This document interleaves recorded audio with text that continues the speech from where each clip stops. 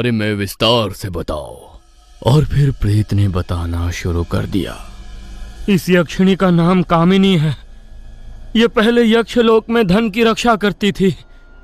एक बार पृथ्वी पर एक योगी ने इस यक्षिणी की साधना की और इसे प्रसन्न कर लिया। कामिनी पृथ्वी पर आई और उस योगी को अपनी इच्छा मांगने के लिए कहा। तब उस योगी ने उसकी ओर से 10 साल के लिए एक साहूकार के धन की रक्षा का वर मांगा। तब कामिनी ने कहा कि जैसे ही 10 साल पूरे होंगे वो एक क्षण का भी विलंब ना करते हुए वहां से निकल जाएगी और उसके बाद रक्षा की जिम्मेदारी उसकी नहीं होगी। योगी ने हाँ भरी। उस साहूकार ने गरीबों से लूटा हुआ सारा धन, सोने, हीरे, जेवरात अपने खेत के नीचे एक गुफा में रख दिए और उसके द्वार पर कामिनी पहरा देने लगी। कहीं चोरों ने और डाकुओं ने उस धन को लूटने की कोशिश की, लेकिन कामिनी ने उन सभी को मौत के घाट उतार दिया। कई सारे डाकू और चोर तो कामिनी के सौंदर्य पर मोहित हो गए। कामिनी के हुस्न और सौंदर्य के चर्चे कई लोगों तक फैल गए, लेकिन डर की वजह से वो कामिनी तक नहीं पहुंचे। सत्यवान नाम का एक रूपवान राजकुमार कामिनी के चर्चे सुनकर काफी दंग रह गया। वो शादी लायक हो गया था और कुछ ही साल में राजा भी बनने वाला था। इसलिए वो अपने लिए इस पृथ्वी की सबसे सुंदर स्त्री रानी के रूप में चाहता था। सत्यवान काफी हिम्मत वाला और जाबाज था। वह कामिनी के चर्चे सुन उसे देखने के लिए खजाने के पास आ गया। कामिनी ने उसे खजाने के पास देखकर सत्यवान को लौट जाने के लिए कहा और तभी सत्यवान ने उसे देख लिया। लाल साड़ी पहनी आकर्षक यक्षिणी, जिसके बाल काले और काफी लंबे थे, आंखें हिरनी जैसी और नीली, गोरा रंग और जवान बदन, सर पर हीरे का मुकुट और कई सारे जेवरात से सजा हुआ उसका बदन देख सत्यवान उस पर मोहित हो गया। कामिनी को देख सत्यवान ने पूछा, देवी, मैंने आपके बारे में सुना था, आप तो उससे भी काफी खूबसूरत हो। मैं अपना मन और दिल आप पर हार चुका हूं। अब तो बस मैं आपको किसी भी हाल में पाना चाहता हूं। क्या आप मुझे कोई ऐसा मार्ग बता सकती हैं जिससे मैं आपको पा सकूं?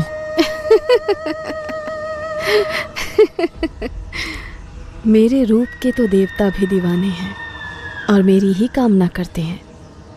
तुम तो साधारण मनुष्य हो। तुम तो काफी नामुमकिन सपना देख रहे हो। अपने घर लौट जाओ। देखिए, मैं इस धरती के सबसे ताकतवर साम्राज्य का राजकुमार हूँ। मुझे इस बात से कुछ भी लेना देना नहीं है। तुम दिखने में तो आकर्षक हो और अगर मुझे पाना चाहते हो तो मेरा जाप करके, पूजा करके मुझे प्रसन्न करो। अगर मैं प्रसन्न हुई तो देखेंगे। यक्षिणी उसे मुस्कुराते हुए बोली। यह सुन सत्यवान राजी हो गया और फिर वहां से निकल गया। वो दिन रात यक्षिणी के जाप में लीन हो गया और उसे प्रसाद खिलाने वो खुद कामिनी के पास जाता। कामिनी भी सत्यवान के प्यार में धीरे धीरे गिरने लगी थी। उसे सत्यवान की आदत होने लगी थी। कुछ महीनों बाद दोनों में काफ़ी अच्छी दोस्ती हो गई और फिर दोनों काफ़ी वक्त एक दूसरे के साथ बिताने लगे। ऐसे सालों बाद साल बीत गए और फिर आया वो 10वें साल का आखिरी दिन, जब कामिनी खजाना छोड़कर जाने वाली थी। सत्यवान वहां पर आया और उसने कामिनी को आज फिर से पूछा, देवी कामिनी, क्या आप मेरी जीवन संगिनी बनेंगी? कामिनी ये सुन काफी खुश हो गई। अब वो रक्षा के 10 साल खत्म हो गए थे। अब वो किसी वचन से बंधी नहीं थी। उसका काम अब खत्म हो चुका था। उसने सत्यवान को गले लगाया और शादी के लिए हाँ कर दी, क्योंकि वो भी सत्यवान से प्यार करने लगी थी। इसके बाद वो दोनों महल की ओर चल पड़े। उन्होंने शादी भी कर ली, लेकिन यहाँ अनर्थ हो चुका था। 10 साल होते ही कामिनी खजाने की रक्षा छोड़कर वहां से चली जाएगी, ये कुछ डाकुओं को पता था। जैसे ही यक्षिणी सत्यवान के साथ चली गई, उन डाकुओं ने सारा खजाना लूट लिया और वो वहां से चले गए।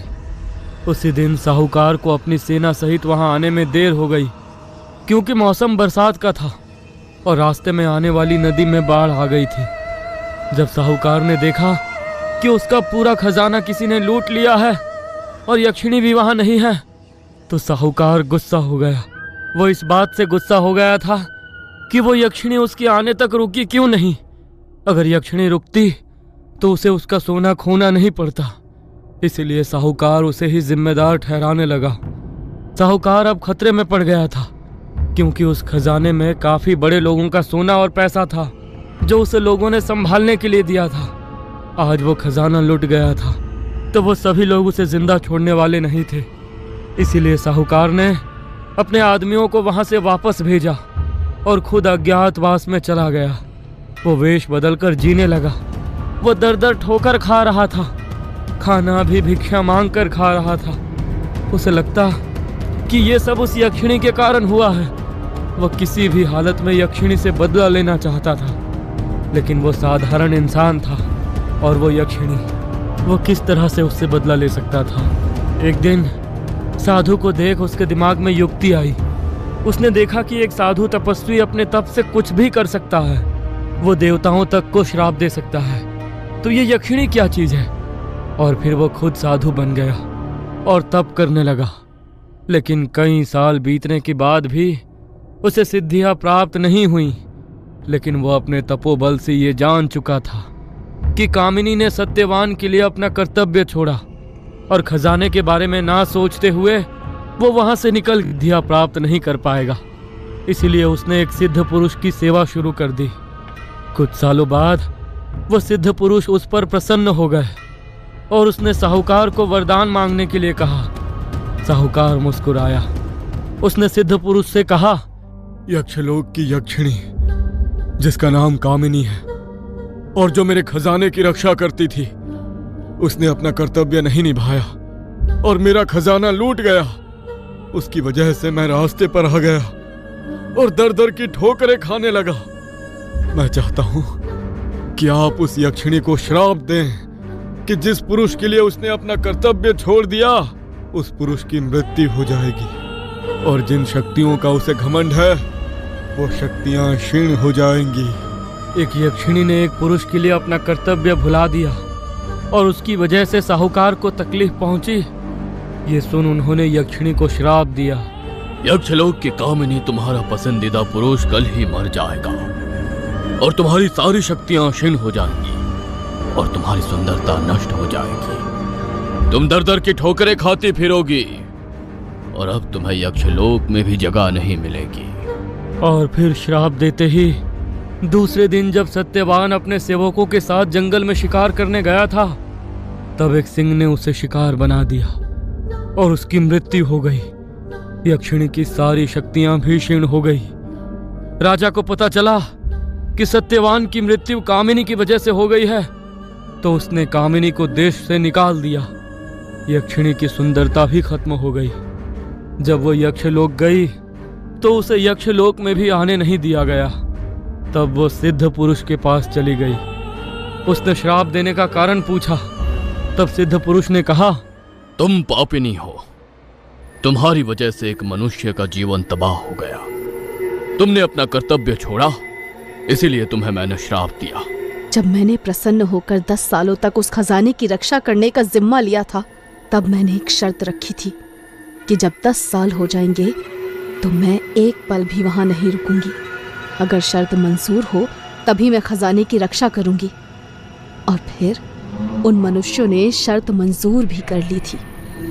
10 साल होते ही मैं वहां से चली गई। मैंने अपना कर्तव्य निभाया था, फिर भी आपने मुझे श्राप क्यों दिया? मेरी क्या गलती थी? मेरी जिंदगी तबाह हो गई। मेरे प्रिय पति बेवजह मारे गए और अब मैं उनके वियोग में जी रही हूँ। इससे अच्छा तो आप मेरे प्राण ही हर लो। कामिनी सिद्ध पुरुष के सामने विलाप करने लगी। ये देख सिद्ध पुरुष को अपनी गलती का एहसास हो गया। उन्होंने घटी घटना के बारे में कुछ भी जानकारी ना लेते हुए भावनाओं में बहकर कामिनी को श्राप दिया था। सिद्ध पुरुष यक्षिणी से बोले, मैं तुम्हारा अपराधी हूं। इस श्राप को वापस तो नहीं ले सकता, लेकिन मेरे इस गलती का प्रायश्चित कर सकता हूं। और फिर उस सिद्ध पुरुष ने तप के आधार पर खुद को भस्म कर लिया। उसके बाद कामिनी वहां से चली गई।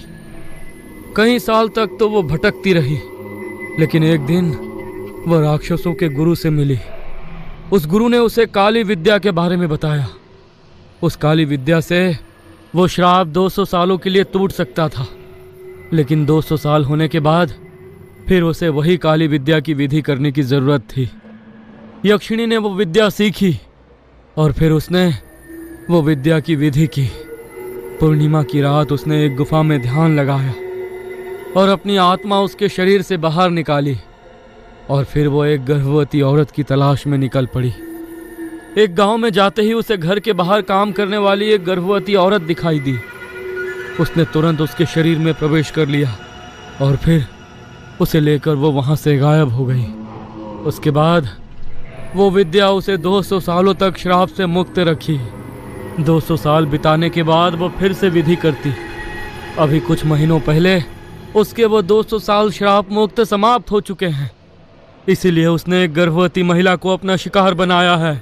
ये सुनने के बाद बाबा जी ने उस आत्मा से पूछा, क्या अभी जो गर्भवती उसके शरीर के साथ भी वो यक्षिणी वही विधि करने वाली है? हाँ। आत्मा ने जवाब दिया। वो विधि आखिर कैसी है, मुझे जल्दी से बता दो। इस विधि के मुताबिक जब यक्षिणी किसी गर्भवती महिला के शरीर में प्रवेश करती है, तभी उसे उस महिला की आत्मा को शरीर से बाहर निकालना पड़ता है। इसका मतलब उस गर्भवती की आत्मा अभी भी बाहर है? हाँ, वो अपने घर के आसपास ही भटक रही है। अगर तुम उस औरत के शरीर से उस यक्षिणी की आत्मा बाहर निकाल सको तो तुम उस औरत की आत्मा वापस से उसके शरीर में डाल सकोगे और वो वापस जिंदा हो जाएगी। उस औरत का गांव कौन सा है? चंद्रपुर उसका गांव है और उसका नाम माया है। अभी उस विधि के बारे में बताओ। उसके बाद वो यक्षिणी गर्भवती महिला के शरीर में रहकर जिंदा इंसानों का खून चूसना शुरू कर देती है, उनका मांस खाना शुरू कर देती है, ताकि उसके कोख में पलने वाले बच्चे में असुरी शक्तियां आ जाए, काली शक्तियां आ जाए। 3 महीने के बाद वह उस बच्चे को जन्म देती है और फिर उस बच्चे पर काला जादू कर कर उसका रक्त मांस भक्षण करती है, और इस तरह उसकी शक्तियां वापस से बढ़ती है और वो 2 सालों तक श्राप मुक्त रहती है। आत्मा ने कहा। ये सुन बाबा जी और श्याम दोनों आश्चर्यचकित हो गए थे। अब हो गया, बस यही पता है मुझे, अब मुझे मुक्ति दे दो। बच्चे के प्रेत ने बाबा जी से कहा, नहीं, अभी एक काम बाकी है। आज पूर्णिमा की रात है और शायद आज ही माया का शरीर बच्चे को जन्म देने वाला है, और वो बच्चा जन्मते ही यक्षिणी उसको खा जाएगी। मुझे जल्दी से ये बताओ कि यक्षिणी का शरीर किस गुफा में है, वो जगह कहाँ है? छोड़ दो बाबा, तुम उसे नहीं रोक सकते। तुम चुपचाप मुझे उस गुफा के बारे में बता दो, बाबा जी ने प्रेत से कहा। तब प्रेत ने उस गुफा का रास्ता बताया। यहाँ से पश्चिम की ओर एक तालाब है जिसका नाम पहाड़ गांव तालाब है। उस तालाब के उत्तर में एक अदृश्य गुफा है। उस गुफा पर यक्षिणी ने काला जादू से अदृश्य कर लिया है, उसी में उसका शरीर है। अब मुझे मुक्ति दे दो, प्रेत ने कहा। तब बाबा जी का माथा चमक उठा, मानो उन्हें वो रास्ता शक्तियों के माध्यम से पता चल गया हो। उसके बाद बाबा जी ने पानी से जल लिया और कुछ मंत्र बोले और उसे प्रेत के शरीर पर छिड़क दिया, और उस प्रेत से बच्चे की आत्मा आसमान में चली गई। उसके बाद बाबा ने अपने थैले में से कुछ विधि की सामग्री निकाली और मंत्र पढ़ने लगे। शाम कुछ भी समझ नहीं पा रहा था कि बाबा जी क्या करना चाहते हैं। बाबा की विधि शुरू ही थी कि तभी आसपास जोर से हवाएं बहने लगी। तब बाबा ने आंखें खोली और बोले, बैठ जाओ माया। शाम ने यहां वहां देखा, लेकिन वहां तो कोई नहीं था। तभी बाबा ने अपने सामने भभूत की फूंक मारी और सामने गर्भवती महिला माया की आत्मा दिखाई दी। शाम को समझ आया कि शायद बाबा माया की आत्मा उसके शरीर में वापस भेजना चाहते हैं। बाबा ने माया की आत्मा से कहा, मैं तुम्हें तुम्हारे शरीर में वापस भेज सकता हूं। इसलिए जैसे ही मैं तुम्हारे शरीर से यक्षिणी की आत्मा बाहर खींच लूंगा, तब तुम अपने शरीर में प्रवेश कर लेना। माया ने हाँ भरी और फिर तीनों यक्षिणी की गुफा की ओर चलने लगे। सबसे आगे बाबा चल रहे थे और उनका माथा भी चमक रहा था। इधर यक्षिणी अपनी गुफा में बच्चे को जन्म दे चुकी थी और वो नवजात बच्चा उसके सामने था और उसके पीछे एक पत्थर की शिला पर यक्षिणी का असली बूढ़ा शरीर ध्यान की मुद्रा में बैठा हुआ था। यक्षिणी काफी कमजोर हो चुकी थी और वो आग के सामने कुछ विधि कर रही थी। कुछ देर बाद बाबा, श्याम और माया की आत्मा तालाब के पास पहुंचे। बाबा जी एक झाड़ी के पास पहुंचे और कुछ मंत्र बोले। वैसे ही वो झाड़ी बाजू हट गई और सामने एक गुफा दिखने लगी। बाबा जी आगे चल पड़े और उनके पीछे श्याम और आत्मा। जब वो गुफा के आखिरी छोर तक पहुंचे तो उन्हें सामने विधि करती हुई यक्षिणी दिखाई दी। हे यक्षिणी, छोड़ दे उस बच्चे को, मैं तुम्हें क्षमा कर दूंगा। बाबा जी दूर से उस यक्षिणी से बोले। यक्षिणी ने बाबा की ओर देखा। कौन हो तुम और यहाँ क्या कर रहे हो? यक्षिणी ने पूछा। तभी उसे पता चला कि वहां पर माया की आत्मा भी है। ये देख यक्षिणी बोली, हे बाबा, तू यहाँ से चला जा। इससे इसका शरीर और बच्चा नहीं मिलने वाला, और अगर नहीं गए तो मैं आप दोनों को खा जाऊंगी। तुम एक थकी हुई यक्षिणी हो, कुछ नहीं बिगाड़ सकती, चाहे तो आजमा लो। बाबा जी मुस्कुराते हुए बोले। ये देख यक्षिणी गुस्से से आग बबूला हो गई और वो उन दोनों की तरफ भागी।